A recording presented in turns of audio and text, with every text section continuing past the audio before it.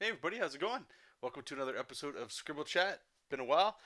So this little spiel here, I guess we'll do some updates. What's going on? It's actually pretty exciting to be totally candid with you. I feel like we'll get into that as we go. Anyway, before we get into that, like usual, I want to say thank you to all the new subscribers. I think at the time of this little podcasting going up, I'll have to double check, but it's very close. That's what I'm thinking at the time of this, that we've hit, I think it's 15 or 16,000 people subscribed here on YouTube, which is it's friggin' insane. It's been a long ride. I do not consider myself a YouTuber per se, but thank you to everybody that's joined me on this ride and all that cool stuff. I really do appreciate it. All the support that I'm getting on Patreon, on Twitter, Facebook, Instagram, all you guys, the communication, all that's been absolutely wonderful. So thank you. From the bottom of my heart, I always appreciate it, and it's surprising and it's also heartwarming at the same time. So the last few months have been a little bit of a wild ride. I started to get very bummed out about art, in particular comic book art, something that I've been pursuing. I wouldn't say pursuing heavily, but definitely at least being interested. And every now and then, I'd hit a convention, try to talk to an editor, work on some pitches and stuff like that. But compared to a lot of other people that like they go all in, I've never really gotten to that point. But a lot of it just sort of was just a whole bunch of some crap, and I just haven't felt great over the last little while. And needless to say, this was for 100%. Just being candid, burnout of the worst kind. I haven't experienced something like this, and I talked a little bit about this. Like a few videos back, talking about just burnout and all that, and it's something that it sucks, and I think it never goes away. But once you start checking out the warning signs and being aware of it, it is something you can kind of steer the ship. And I think we can all push ourselves too hard. Um, and not allow yourself to get that freedom and that appropriate downtime you need. How often that is for you, it's different for everybody, but you need it. And I think the one critical thing you can take out of it is learn something from why you're being burnt out, right? Remember what it is you're doing. Why are you doing the things? Maybe you need to read something, talk to someone, draw something. As weird as that might sound, sometimes it's not draw something for a little while. You gotta kind of figure out what it is that's causing you to get burnt out. And for most of us, and I'll speak about it like for myself, the main driver was I would go to work and come home to do work, and it was too much. I had lost the fun in the comic book side of things that I would do, even though I was doing Jessup King and all that. A lot of that was just I have to get this done because I need to get this issue done, kind of thing, as opposed to relaxing to draw comics. That kind of thing. Which, you can go back to hear all those sad sob stories in the previous ones.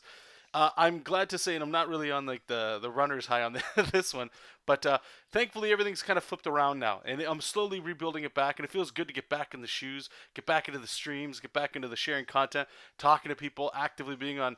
I don't want to say on social media necessarily, but definitely, you know, hanging out with some of you guys, and it's been a real treat. And I can't say thanks enough. So what we're doing right now, I'm just wrapping up some commissions, and if you guys are following me on Twitter and Instagram and all that, you guys will see me post those.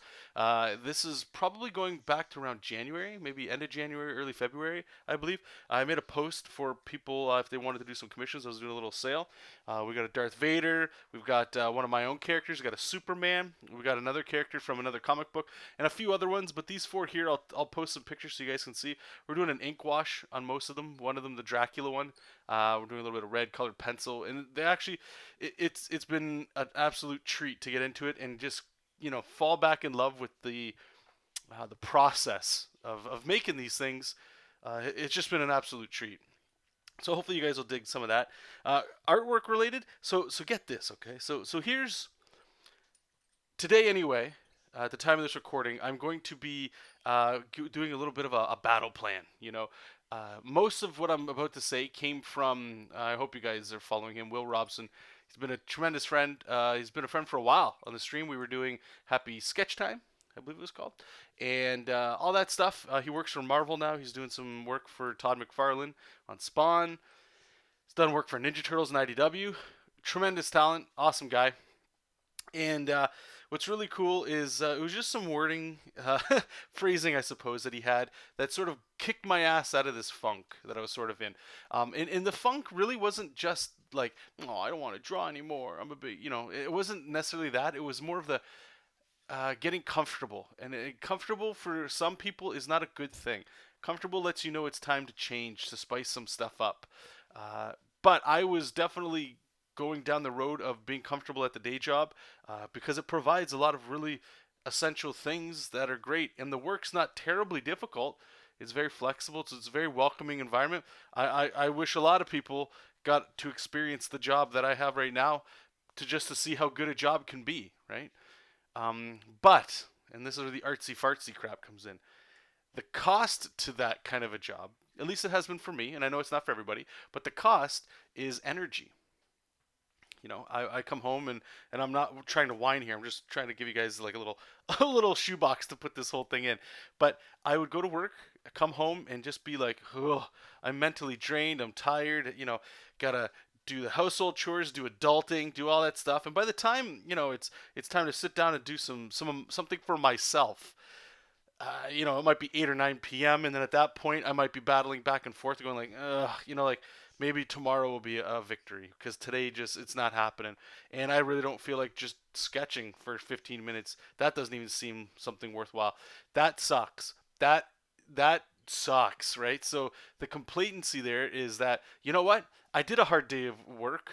I did something that is valuable to people. I was an artist today at the day job. I was talking to people. I put in the solid 9, 10 hours, whatever, that it takes to get a day of work done. All that stuff. I'm putting food on the table. I've got shelter. I'm clothed. I had a shower today with warm water. I didn't have to think if I went to buy, something for lunch. Like great stuff. But the cost, again, is that energy and the other side. And that's me in a way. And I know that might sound odd, but I think this is more like artist lingo, like the ego and the pride part, where a lot of us artists, we get into this because I find there's generally two types of artists, and not one's better than the other or wrong or right. Just one type is in a way ego driven, right? Which is I want my stuff to be shown places. I want to be known for the stuff I do. And then the other one is very, I call it like tradesman, you can do the job and you just do the job and that's fine for you. You can put in the thing. And the realization that, and I do think a lot of, most comic people, and I don't know too many of them, but the ones that I do know, it's more ego driven. As much as it might suck that you're drawing Spider-Man, and editorial tells you that you have to draw Spider-Man in a certain way or something, it's still you drawing it based on that, right? And there is something there, and I don't want to get, that could be a whole other episode there. But the thing that Will had said, and this is what sparked it, and I've heard it before. I've even said it to you guys, but sometimes you need to hear things at different times. And he was just shooting off the hip. Because I was asking some questions, and really the one that stuck with me the most was, where do you see yourself in 10 years? Do you see yourself drawing comic books, or do you see yourself, doing what you're doing right now from the day to day?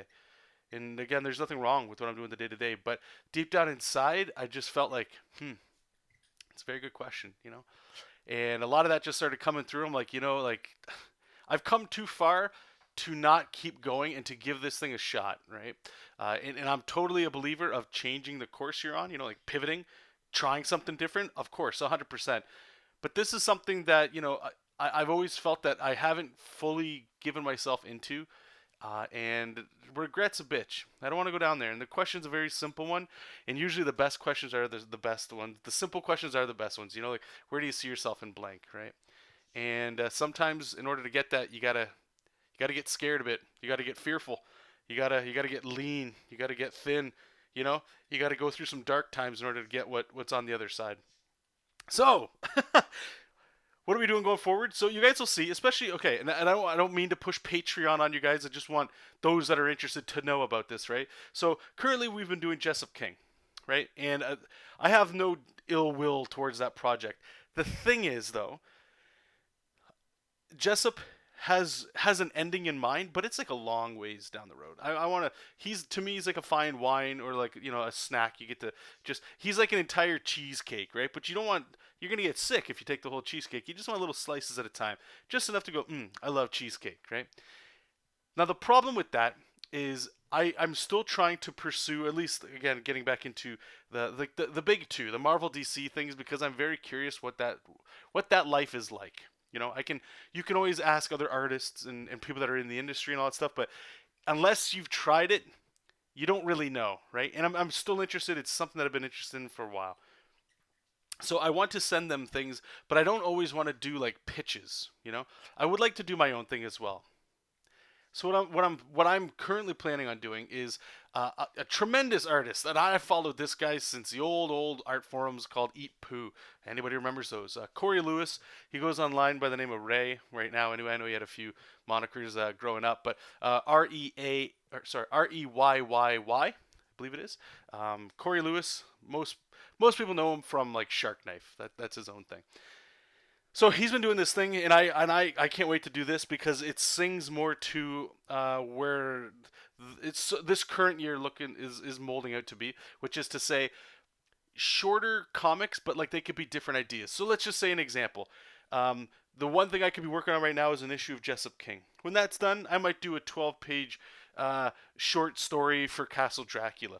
Then maybe when I'm done that one, we'll do a 4 or 5-page thing of some, I don't want to say old people talking, but just talking with these characters. And the idea there is you can always come and go from issue to issue, whatever project you want to do, but there is a point where you can collect them into like a catalog sort of thing. A lot of I think it's Shonen Jump. A lot of manga does this, where you're getting like 4 different stories in a magazine, but they're like just little chapters, And I don't want to. And the intent again is to show editor stuff, because the problem that I'm realizing right now is when I initially started, the initial reason I pulled the trigger on Jessup King was I need content to show comic editors that I can do comic books. But at the same time, I don't want to just do Spider-Man, Batman, throw in some characters like that. I don't want to do that because then at the end of that time of doing all that, I get nothing out of that. Like I can't sell that, or I can't turn it into my own thing. There's no chance that it could magically, through the virality of the internet, turn into like something, and all of a sudden you're getting hits, and now it's One Piece Man, or it's you know what I mean, like, or One Punch Man, I should say, One Piece Man.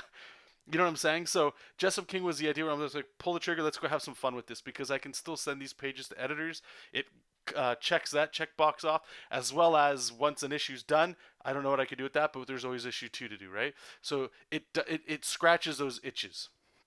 And that's where I'm at right now. I'm jumping back into that, but the problem with Jessup King is that, as awesome as he is to me and how much fun I adore the character and stuff, is I don't think it showcases enough what an editor would need to make a call as to if I have the chops to do work on X project. Meaning, okay, cool, you can do some action shots, you can draw a muscle guy, some aliens and some backgrounds, but there's where most, like, these companies, they do superheroes for the most part, right?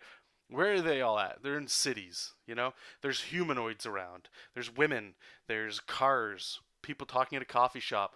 Babies, flower, those sorts of things. And Jessup King is very much just a fun thing to do. So what I would like to do, and I have a couple ideas, and this is why I sort of said the Patreon thing in the beginning, because like for those of you that are or even remotely interested, and again, it's totally your guys' thing, just letting you know about it, is that I'll always be releasing process of this stuff to Patreon exclusively, and then these issues or these short stories are going to come out 30 days first for Patreon people as well. So you guys, if you're interested, again, check that out. That's enough of that plug there. But I already have a few ideas in my head of things I'm going to do, and they won't necessarily all be superhero related, but there's definitely going to be that flavor in there of my own custom stuff.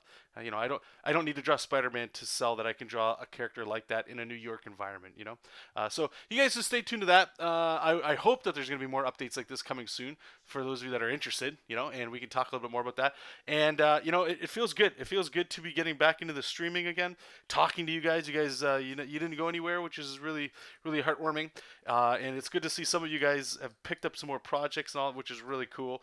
And it just feels good to be drawing with purpose now. And it's not like how it started to feel these last few months of just like we joke, a buddy of mine at work, we joke about it by like painting by the numbers. Things can very quickly become routine, and unless you make time to break out of that routine from time to time, you can get stuck, and that's where I feel like I was. So anyway, this thing has been way too long. 15 minutes, it's about the sweet spot. So anyway, I'm gonna let you guys go. I appreciate it. Feel free to follow me on the social media stuff over there. And again, I'd love to see any comments or anything you guys got to say. I always appreciate the discussion and all that cool stuff. I wish you all the best. And until next time, you guys, keep reading comics, keep making comics, and I will talk to you soon. Bye-bye.